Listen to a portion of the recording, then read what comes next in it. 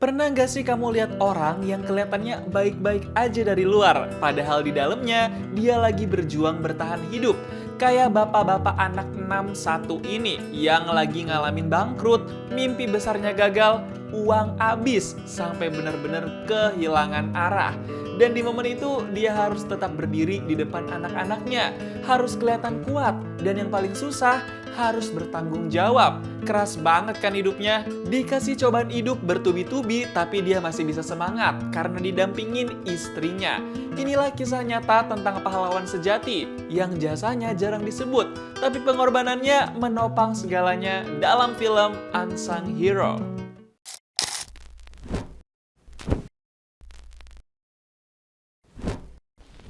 Bapak-bapak satu ini namanya David Smallbone, diperanin sama Joel David Smallbone. Kita panggil aja Pak David. Dia tuh seorang manajer musik dan promotor konser. Jadi Pak David nyari-nyari artis yang mau konser dan dia bakal promosiin acara konsernya itu.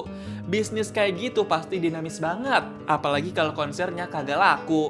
Kalau ini istrinya Pak David, namanya Helen Smallbone, diperanin sama Daisy Betts. Kita panggil aja Bu Helen. Pak David sama Bu Helen itu udah lama nikah. Mereka udah punya 6 anak. Suka banget bikin anak nih kayaknya Pak David sama Bu Helen. Ya emang mereka kehidupannya secara ekonomi juga lumayan sih. Jadi punya anak 6 juga kagak masalah.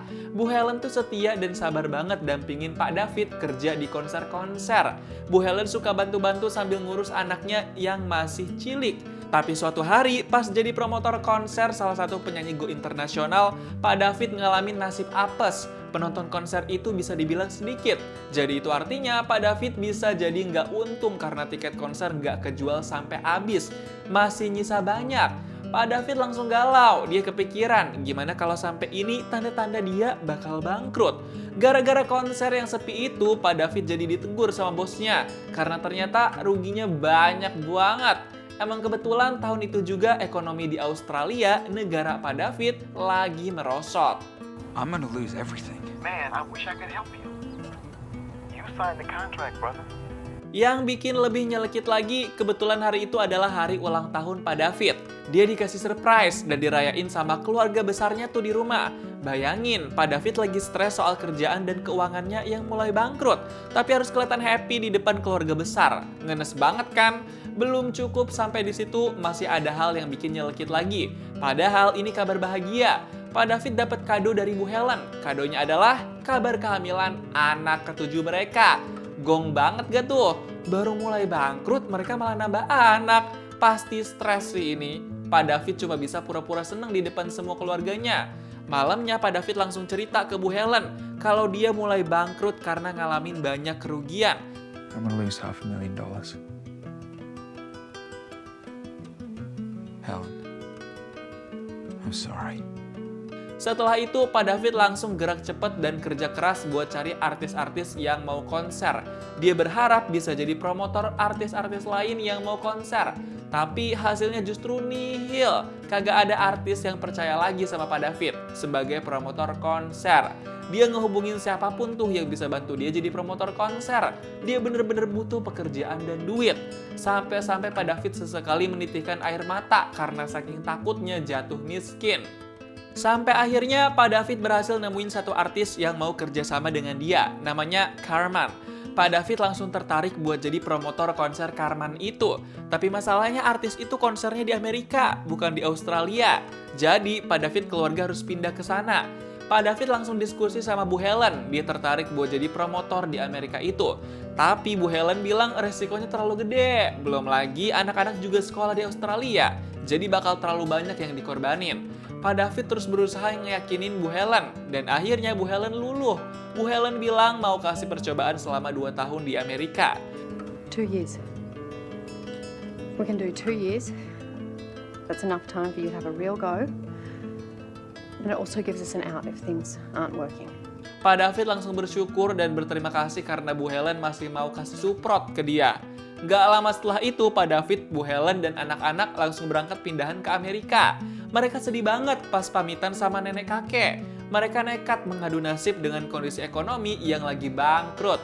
Selama di dalam pesawat, Bu Helen ngerasa nggak tenang banget. Soalnya visa dia itu cuma 6 bulan.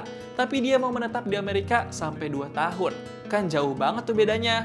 Pas udah sampai Amerika, pastinya dicek dulu dong sama petugas bandara sebelum keluar gerbang bandara. Di situ Pak David cukup dicurigain karena ngebawa 6 anaknya sekaligus dan kayak mau tinggal lama. Tapi umur visanya cuma 6 bulan. Akhirnya petugas bandara nyuruh Pak David sekeluarga buat ke ruangannya dan mau diinterogasi dulu. Petugas bandara langsung mulai menggeledah koper bawaan mereka juga.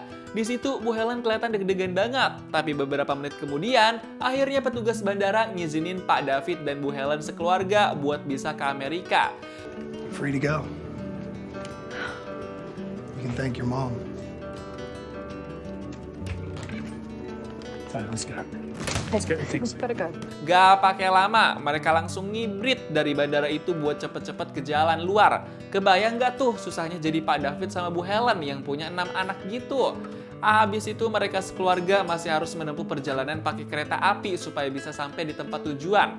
Daerah tempat tinggal si artis alias Carman. Biar bisa deket kan? Pas udah malam, akhirnya mereka sampai ke tempat tinggal yang disediain sama Carman. Mereka udah capek banget tuh pengen istirahat. Tapi pas masuk, ternyata rumah itu kosong. Kagak ada kasur, kagak ada perabotan. Bener-bener kosong dong. Mereka langsung pada bingung. Ini gimana nanti tidurnya? Mau nggak mau terpaksa mereka tidur di tumpukan baju-baju dan kain yang mereka bawa. Karena nggak ada pilihan lain lagi. Malam itu, Pak David coba bisa janji ke Bu Helen kalau dia bakal memperbaiki keadaan dalam waktu dekat. Almost out of the woods now. I'll sort it out. Beneran bisa dipegang nggak nih janjinya Pak David si kepala rumah tangga? Besoknya Pak David langsung ketemuan sama Carman di sebuah tempat. Awalnya sih Pak David emang dapat sambutan yang hangat. Tapi tiba-tiba artis itu kayak ngeliatin sesuatu yang nggak enak dari raut mukanya. Pak David dikenalin sama promotor lain dan dibilangin kalau ternyata si artis nggak jadi pakai jasa promotor Pak David. Karena udah keburu sepakat sama promotor lain yang lebih menguntungkan. Parah banget kan? Pulang dari situ, Pak David langsung lemes mukanya dan gak lihat-lihatan sama Bu Helen. Pak David kasih tahu deh, dia gagal jadi promotor konser. He took a better deal. His label got wind of what we were doing. They extended his contract.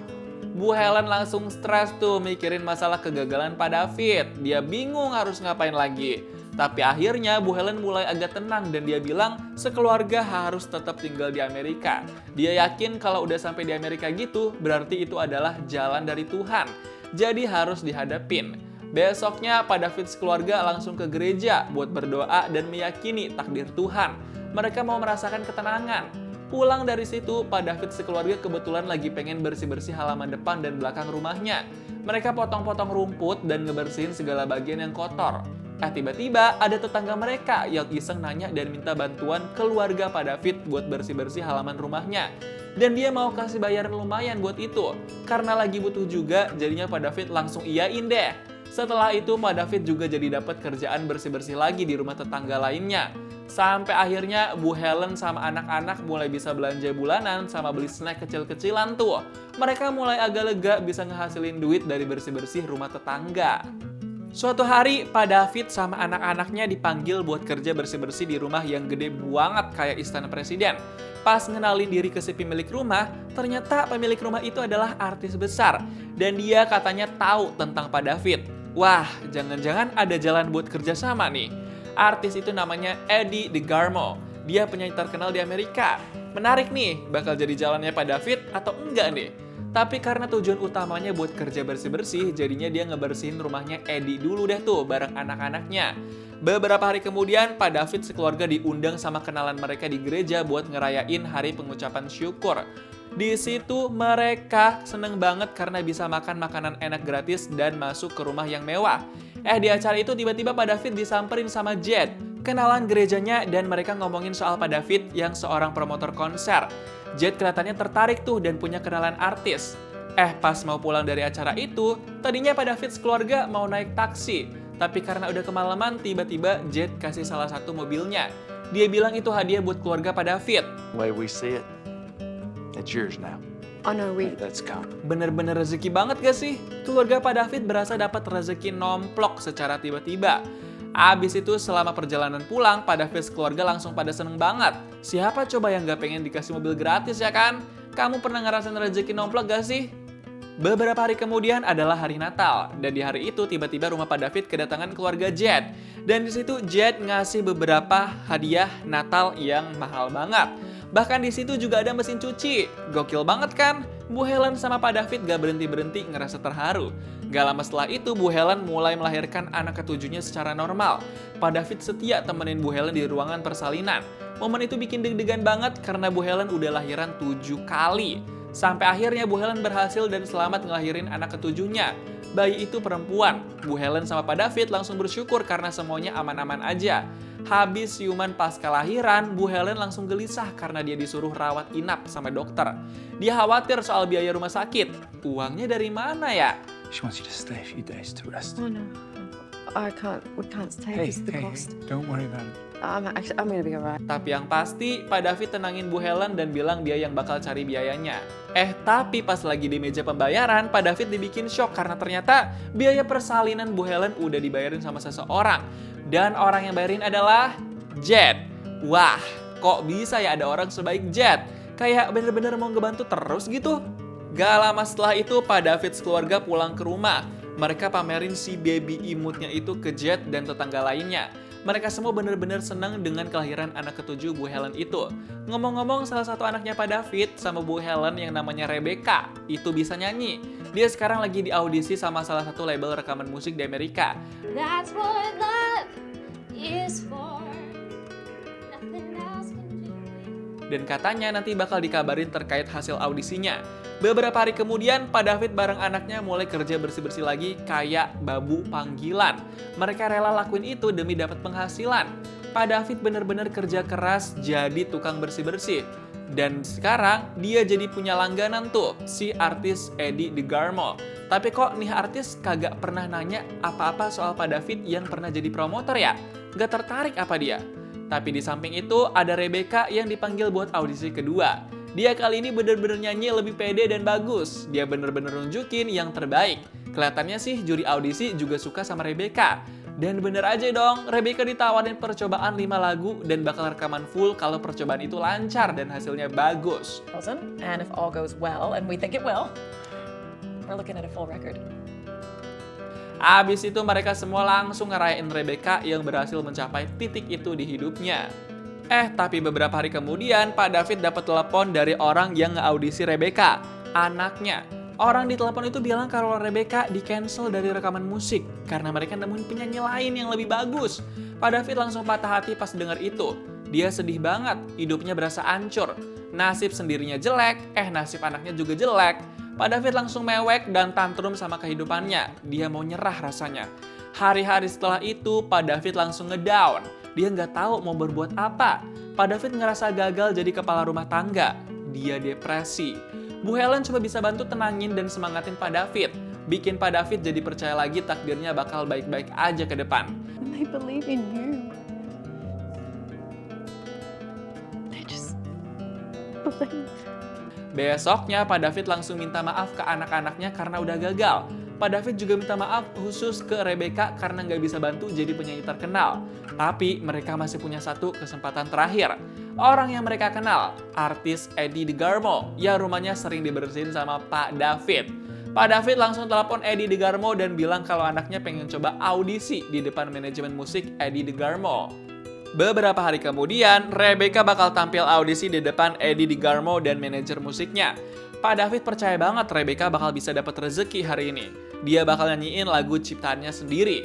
Dan gak pakai lama, Rebecca mulai audisi di depan Eddie DeGarmo. Dia bener-bener nyanyi pakai hati banget. Semua perasaan dia tumpahin ke vokalnya. Dia bener mau bikin Eddie DeGarmo jadi suka sama dia. Pas udah selesai nyanyi, Rebecca dapat tepuk tangan dari keluarganya. Dan Eddie DeGarmo juga kayaknya kelihatan terpikat nih sama Rebecca. Abis itu, Eddie langsung bilang kalau dia terima Rebecca di manajemen musik sebagai penyanyi. Welcome to Forefront Records. Rebecca langsung seneng dan terharu banget. Pak David sama Bu Helen juga bangga tuh. Setahun kemudian Rebecca udah jadi penyanyi yang terkenal. Dia bahkan udah mulai gelar tur konser pertamanya. Dia bener-bener seorang penyanyi. Semakin dewasa, Rebecca juga udah makin pede. Dia bergaya layaknya penyanyi diva internasional di atas panggung. Penontonnya juga banyak dan gak sedikit. Pak David sama Bu Helen gak berhenti ngerasa bangga sama Rebecca. Pilihan mereka buat berjuang di Amerika adalah pilihan yang tepat dan gak sia-sia. Film Unsung Hero mengajarkan kita satu hal penting. Tidak semua pahlawan berdiri di depan kamera. Tidak semua perjuangan terlihat dunia. Kadang pahlawan itu ada di rumah. Orang yang terus bertahan, terus percaya. Meski hatinya sendiri hampir menyerah. Gimana nih pendapat kamu tentang film Unsung Hero? Coba tulis di kolom komentar dan kasih tahu kamu mau diceritain alur film apa selanjutnya.